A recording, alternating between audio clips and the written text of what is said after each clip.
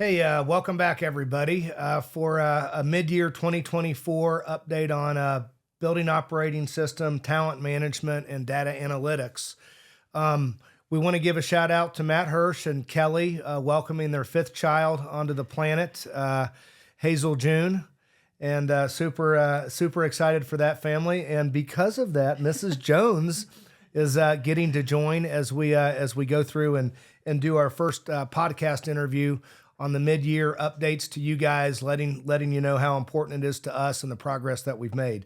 So today we're going to talk about our talent management system that we have been working very hard on improving the quality of onboarding, the quality of life for our employees here, and helping them understand how we do business at Primus. So Jessica, being that this is the second year we have focused on this, can you tell us why talent management is important to the organization and some things that you're doing to make it attractive to new employees? Absolutely. And first and foremost, before I get started, congratulations, Matt and Kelly. Very excited for you guys. But back to talent management. So yes, it is the second year, but I absolutely hope it's something that doesn't go away. It's something that the organization continues to take a strong focus in, with those key projects changing and evolving as the organization grows. So we would not be performing at the level that we're performing without our exceptional workforce. So back when you guys did this a few months ago, the number was 19 in terms of how many we've hired this year. That number as of August 5th, so today, is 41. Which puts our workforce at just over 160 employees. So that wouldn't happen without strong talent management strategies. So talent management remains crucial for several reasons. One of those being attracting and retaining top talent. The unemployment rate nationally right now is hovering right at about 4%. So the war on strong talent is high, and we want to win that war. So being able to attract and retain our talent is going to stay very important. Training and development.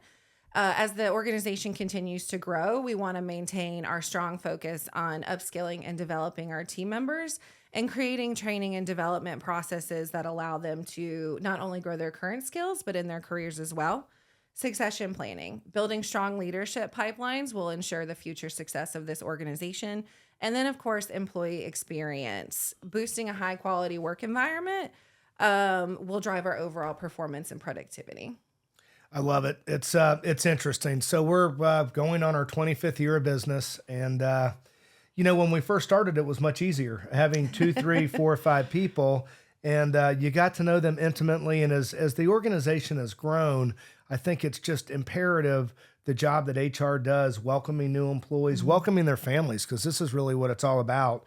Can you give a specific that, and I'm going off cue here. No, that's okay. A specific that perhaps you've been working with Ashley as an example, departmentally in I guess pursuing and continuing talent management specific to operations. Absolutely. So I think we talked about this a little in a few of our leadership meetings, but one of the biggest compliments, and this is about attracting and retaining talent, but one of the biggest compliments to your business and your workforce is referrals. And I commend our team members for the amount of referrals that they have brought into this organization.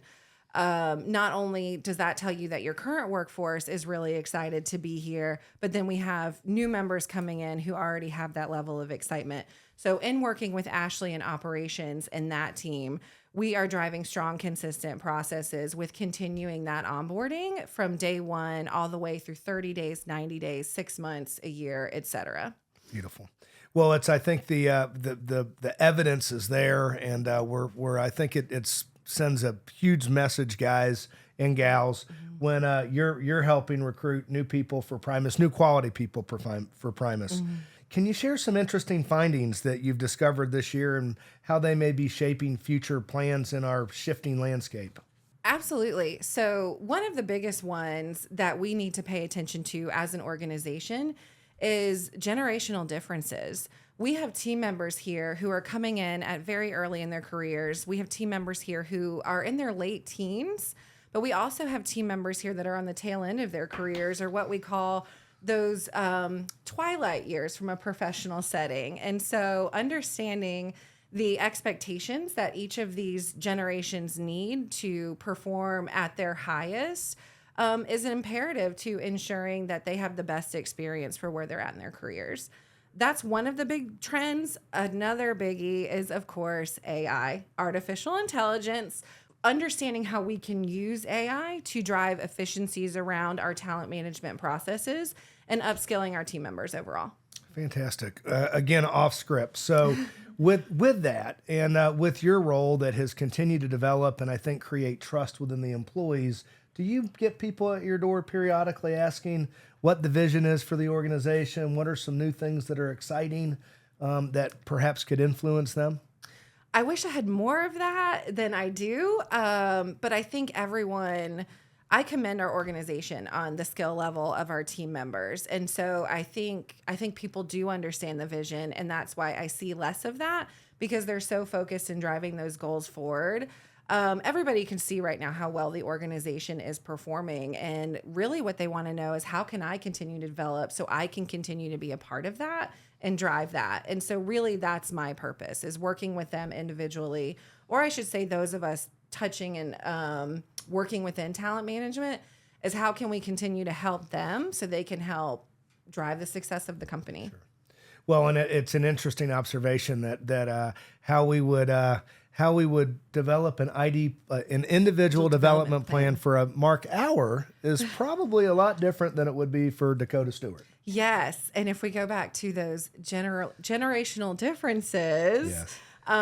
Mark Hour's needs and wants would be very different from a Dakota in terms of how they want to impact themselves from a career perspective and the organization. As we're moving through the year, and you brought up AI, which is certainly in all of our lives right now, is there any new tech that you'd like to deploy or use or think about using as we move through this year and into next? So I would always love new tech, but learning new technology takes time. Not to mention, we do have sound processes. So sometimes adding too much technology can drive confusion, and we definitely don't want to do that. So it's maintaining that we're always bringing it back to our goals and our strategy. So right now, it's not about adding new, but it's about how do we take our current processes and make them better. So one of the big things that we're doing this year from a talent management perspective is building content and creating content for a learning management system.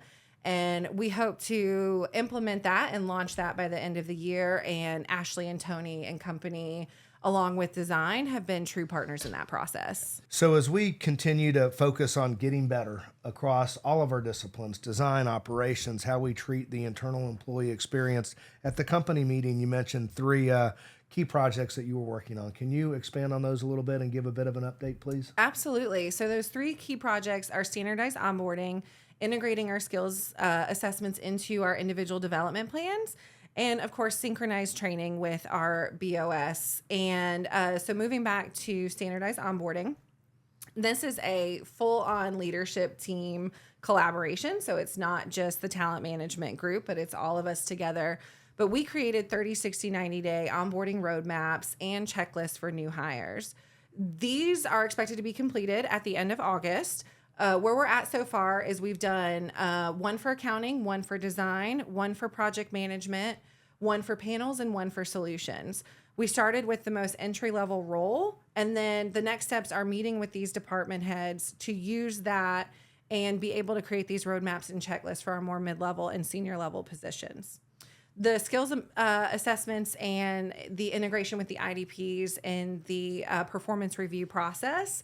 So the skills assessments have helped drive crucial conversations with our team members. We just wrapped up our mid-year review process, and the information that was pulled out of our skills assessments and those conversations are allowing us to create impactful and meaningful individual development plans for each of our team members. And then lastly is integrating our training with the BOS. So of course we're taking our training beyond that, but looking at our processes internally along with those skills assessments and deciding, okay, where is the most impactful training going to be that's going to drive business results? And with the help of Ashley McMillan, we've developed a training tracker. And this is a very efficient tool that allows our managers to track training schedules and develop courses, not only for current team members, but to use as an onboarding tool as well. Well, I love that. And that's a great point because there's some really cool things going on right now. And with Jessica's urging and Juan's help, and there's a lot of different departments involved in the process, but we're able to capture those.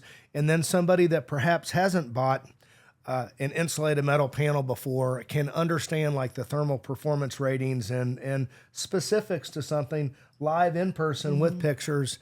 And that would certainly goes a long way. So good stuff. And we appreciate the collaboration between the departments. In closing, the outlook for the rest of 2024 and beyond. Any thoughts? I think we are going to consistently see a skills shortage. So being an organization that understands that and using our skills assessments to know, okay, where are we falling short so we can continue to drive development, but then utmost customer satisfaction. Like we want to make sure that we are on, the forefront of innovation, doing what our competitors aren't doing. And that starts with our people in-house. So training and development will be a continued focus. We will continue to focus on employee experience because having a high quality work environment will allow us to create an organization that people want to be here. People want to wake up and they want to say, I'm excited to go to work today. And then, of course, continuing to learn about generative AI and how it can make our jobs more efficient. So beyond 2024, it will be leveraging data analytics and technology, and then, of course, continuing to drive our strong employer brand and employee value proposition. I love it.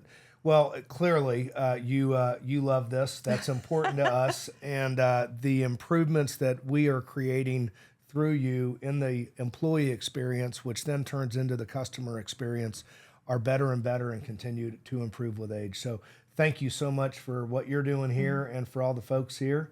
And that's it on this one, guys. Thank you. Thank you.